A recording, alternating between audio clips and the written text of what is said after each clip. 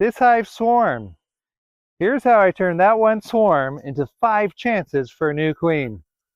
When this hive swarmed yesterday, the queen left with the swarm, and it flew all the way up into those trees, way up high. It was so high I couldn't get to it. So I'm left with a queenless colony, a bunch of swarm cells, and the job of giving myself the best possible chance of getting a good mated queen with what I have left.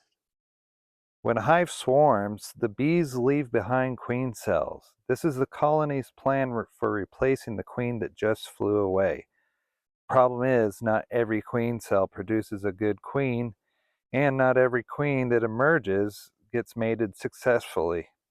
So the strategy here is to spread the cells across as many little colonies as possible and let the odds work in your favor. The inline hive gave me an option here that a standard Langstroth wouldn't. The honey chamber, this side, was mostly empty. They had a few resources and some comb back here, but the bees had been living on this side, the brood side. So right here in the middle, I placed an insulated follower board up against the wall so the bees couldn't go back and forth. This closed off the honey chamber from the brood chamber. Then I rotated the frames in the honey chamber 90 degrees. So they were going this way, and I turned them to go this way. This works because this compartment here is a square, so the frames can fit in either direction.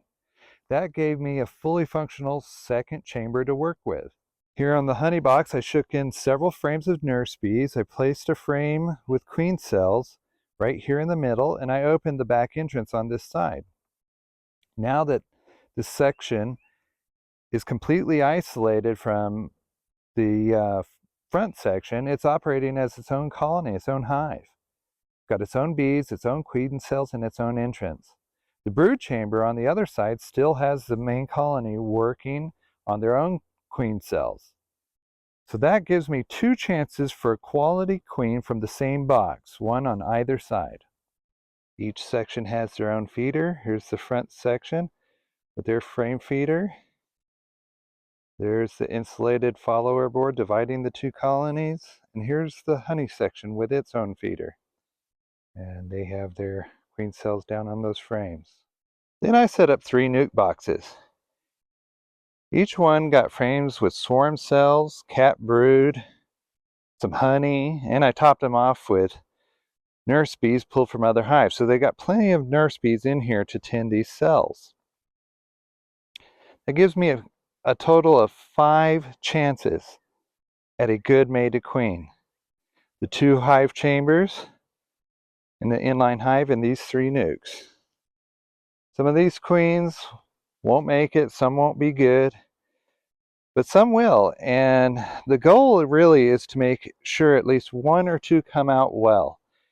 The inline hive didn't cause the swarm. Swarming is just what bees do, but the 2 chambers did make it easy to split the hive in place without moving any boxes. That's one of those management advantages that's hard to appreciate until you actually need it.